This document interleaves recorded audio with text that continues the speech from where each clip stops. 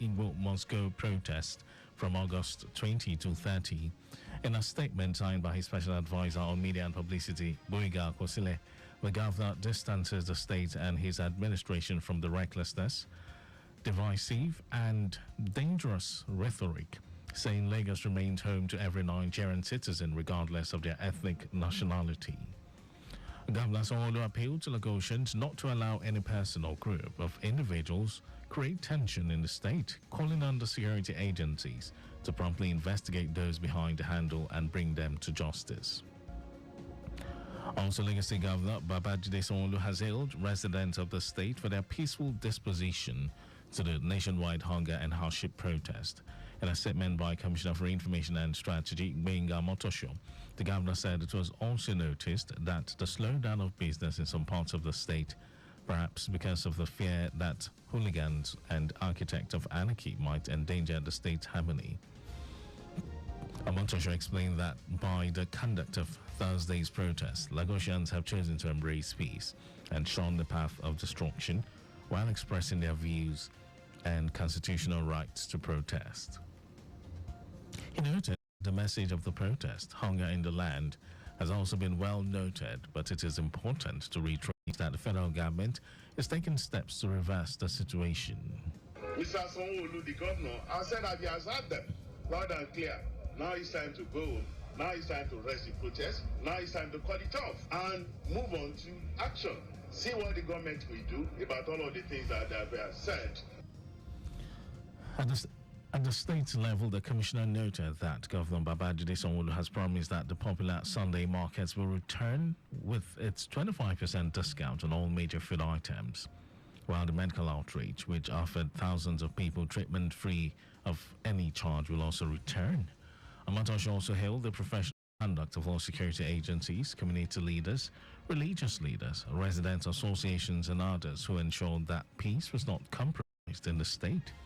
While in negotiations to go about their business without any fear, he added that the state government will continue to engage all stakeholders to ensure that Lagos State remains peaceful and a beacon of hope for all.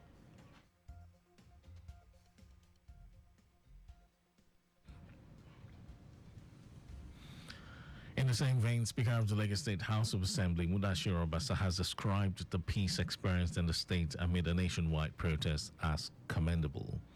Obasa, who applauded the peaceful conduct of the protesters in Lagos, the southwest region, and major parts of Nigeria, specifically praised citizens for hearkening to the voice of reason and wisdom. The Speaker observed that the protesters mostly carried out their actions in accordance with the law, allowing residents go about their activities in peace. The Speaker noted that apart from touching every part of the state, Governor Babajide Sanwo-Olu's administration has continued to implement strategies to reduce hunger, especially within the Sunday market, where there is a 25% discount on all major food items and which will soon be reviewed. Obasa assured that the House would not only collaborate with the executive arm to ensure that residents keep enjoying the administration, the legislative arm would continue to stand as a beacon of hope to the people of Lagos. The Speaker, who thanked law enforcement agents in the state for conducting themselves professionally in the maintenance of law and order, also praised religious leaders, traditional and community heads, development and related associations, market leaders, and artisans for their understanding and support of the government. The Board of Directors of the African Development Bank Group has approved a loan of $500 million to the federal government to finance the first phase of the Economic Governance and Energy Transition Support Program. The program is targeted at accelerating transformation of the country's electricity infrastructure and improving access to cleaner sources of energy. The loan will help close the financing gap of the federal budget in the 2024-25 fiscal year, specifically supporting the implementation of the country's new Electricity Act and the Nigeria Energy Transition Plan. The government launched the Energy Transition Plan in August 2022 and in June 2023 passed the new Electricity Act, decentralizing the electricity supply industry and setting the stage for increased investments by subnational government and the private sector. The Energy Transition Plan envisions the development by 2050 of 250 gigawatts of installed electricity capacity 90% of which will be renewable. It will provide clean cooking access to all the bulk of the population by 2030 using liquefied petroleum gas, LPG, biogas, biofuels like ethanol and electric cook stoves. The Nigeria Labour Congress says penchant for wealth by the state governors is responsible for their unreadiness to pay the new minimum wage. The NLC said the state governors have no excuse not to pay the 70,000 naira minimum wage. According to the NLC, if the governors can pay themselves the same amount of salaries, it is a must for every one of them to pay the new wage. The National Treasurer of the NLC, Hakeem Ambali, who made the call, says it is an act of wickedness for any governor to say he couldn't pay the minimum wage. Ambali chided Gombe State Governor Muhammad Inuwa for declaring that the state couldn't pay the new wage. The National Treasurer of the NLC called on Nigerians, especially those protesting against bad governance, to challenge their various state governors how they are managing the increased allocation from the federal government. In some foreign news, U.S. Defense Secretary Lloyd Austin has revoked a pre-trial agreement reached with men accused of plotting the 11 September 2001 terrorist attacks. The original deal, which would reportedly have spared the alleged attackers the death penalty, was criticized by some families of victims. The 9/11 attacks in New York, Virginia, and Pennsylvania were the deadliest assault on U.S. soil since the 1941 Japanese attack on Pearl Harbor, Hawaii, where 2,400 people were killed.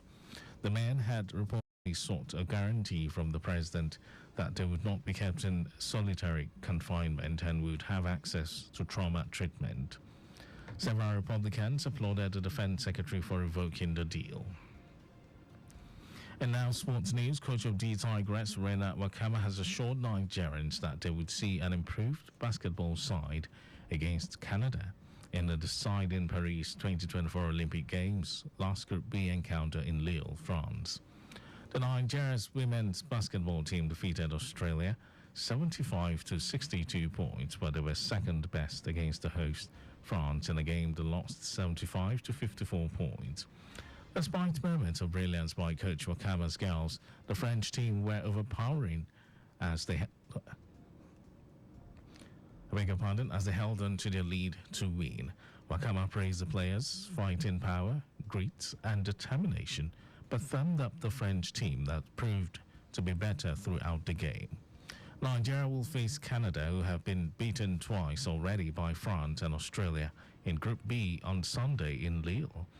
The Tigress are chasing to become the first African nation to qualify for the quarterfinals of the Olympic Games, barely a few days after becoming the first African women's team to secure a group stage win at the Olympic Games. And that was our news at 1. But just before we go, slow down at road junctions, intersections, and pedestrian crossings. You can follow us and like all our various social media platforms: X, Traffic Radio 961, Facebook, Lagos Traffic Radio 96.1 FM, Instagram, Lagos Traffic Radio 961.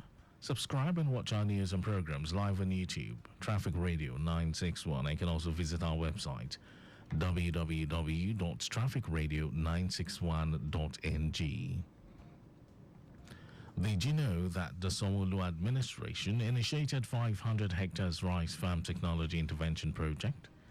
You can get more details. It's on the Lagos State Government website. And for contact with the newsroom, send a message to info@trafficradio961.ng. That ends the news broadcast. It was compiled by Kayode Mafalashiri. Thank you for listening, Lagos. My name is Mike James. Beautiful afternoon to you.